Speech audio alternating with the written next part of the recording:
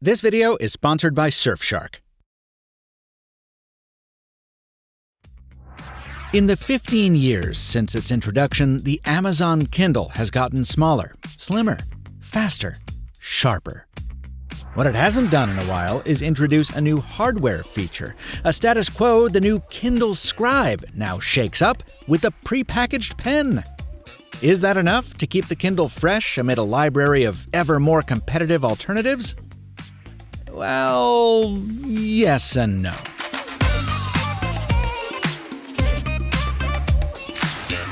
The first thing to know about the Kindle Scribe is that it's bigger than you think.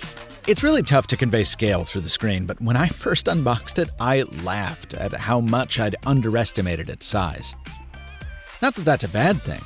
Since it retired the Kindle DX, I've been hoping Amazon would offer another large-format e-reader for those who like a little more room for their graphic novels or their textbooks, or in this case, for writing. While I've enjoyed using pens on smartphone screens over the years, I've never made the claim that it's particularly comfortable. They're just too small. Well, the 10.2-inch display on the Kindle Scribe is more than big enough to rest your palm on while writing, and its palm rejection is so excellent that you really can treat the thing like a good old-fashioned legal pad. Pick up the included stylus, choose a notebook template from the new menu section on the home screen, and just start scribbling. Now, if you're wondering how good the writing experience on an e-paper display could possibly be, I don't blame you. For all the advantages e-ink offers in daylight readability, battery life, and eye strain reduction, one thing it's definitely not known for is a high refresh rate. So imagine my surprise when the virtual ink on the Paperwhite screen kept right up with my pen strokes. Better yet, the texture of the pen tip, together with that of the matte display coating, means the tactility matches writing on paper too. No Galaxy Note or iPad and Apple Pencil has ever felt this much like graphite scraping along on dead trees.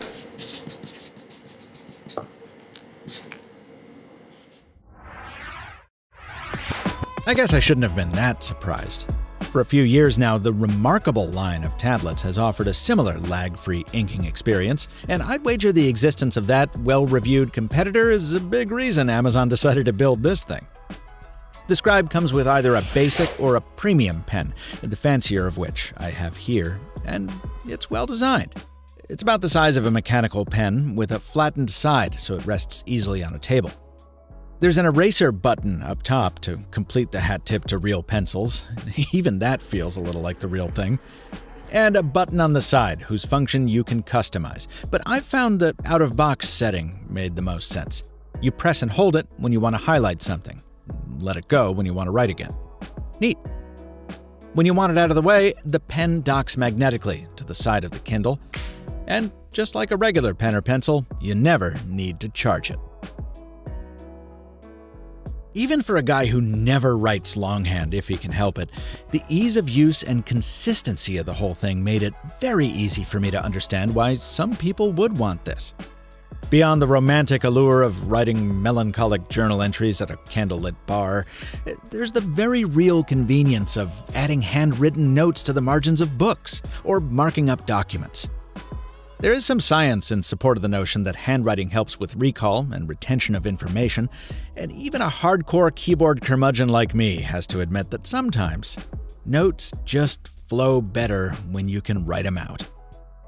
And this isn't confined to the onboard notepad or Kindle books, by the way. You can send PDFs from your computer to the Scribe with Amazon's Send to Kindle for web, or you can do the same thing from the share sheet on your iPhone or Android. Goes in reverse, too. You can view notes that you've taken on the Scribe on your phone in the Kindle app. So why am I not lining up to buy one? Well, you know this. The folding phone long ago eclipsed any need I had for a dedicated tablet, let alone an e-reader. But more to the point, I can't help but feel a little underwhelmed at the pace of innovation on the Kindle relative to its price. I'll explain what I mean right after this. You know, my favorite sponsors are companies whose products I would use even if they weren't sponsors. And I've been using Surfshark for nearly as long as Mr. Mobile has existed. Surfshark is an award-winning VPN that I used to use to protect my privacy on open Wi-Fi networks in hotels or coffee shops, and I still do that. But more and more, I find myself using it to just make the internet better. Those pop-ups you get on every website these days, well, Surfshark blocks them. Your favorite shows are only streaming in a specific region? Well, Surfshark unblocks those. And while I don't keep its ad blocker turned on, because after all, I rely on ads, like this one, to survive, well, some websites just take it way too far, with ads that are actually malware or phishing schemes in disguise. Well, Surfshark drops the block hammer on those, too. So make your internet better. Get Surfshark at the link in the description and use code MrMobile for 83% off and 3 extra months free.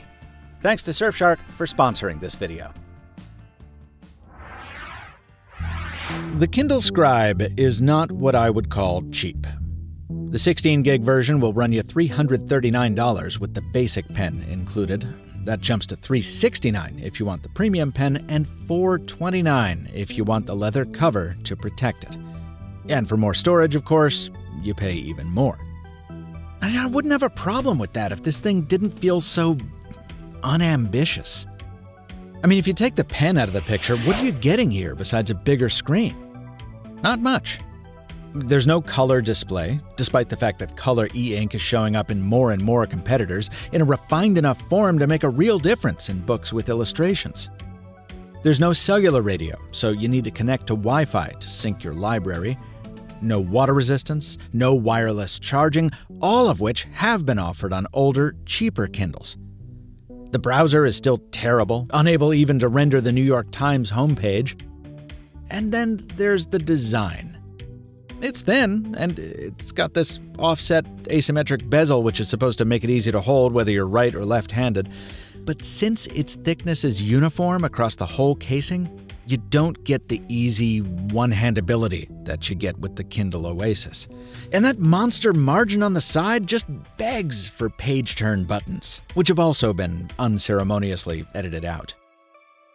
As for the leather case, I like that it props up the Scribe at an ergonomic angle for writing and provides a loop for the pen when you're not using it. But I don't like how much the cover overlaps the sides when closed, which makes the thing feel even bigger than it is. But let's close out with a reality check. Would any of this convince me to give up the Kindle for one of those more colorful, more ambitious competitors? Absolutely not. Look, it's still got a screen that's more readable than anything else in the sun, with an adjustable warmth front light that reads very well at night, and battery life so wild that even after 7 days and 2.5 books, I've still got more than 70% left. And underwriting all of it is the power of convenience. I mean, setting up the Kindle took less than 3 minutes since I was able to log in with my phone. And there's no e-reader that offers less friction in the buying experience, combined with as broad and deep a marketplace as a proper Kindle. Convenience alone ensures that I'll keep shoveling loads of cash, like coal, into the furnaces of Amazon's great economic boiler, regardless of how dull and derivative I find the slate to be beyond its pen. To be clear, I'll still be reading those ebooks on the folding phones of the world. But if you have someone in your life with a penchant for pens or a hang-up on handwriting, well, $400-something is a lot less than $1,500-something, and the Scribe does very well at what it sets out to do. This review was produced following 1 week with the Kindle Scribe review sample provided by Amazon, but Mr. Mobile does not produce paid reviews. Amazon was given no editorial control, no copy approval, no early preview of this video. Please subscribe to the Mr. Mobile if you'd like to see more reviews like this on YouTube. Until next time, from Michael Fisher, thanks for watching, and stay mobile, my friends.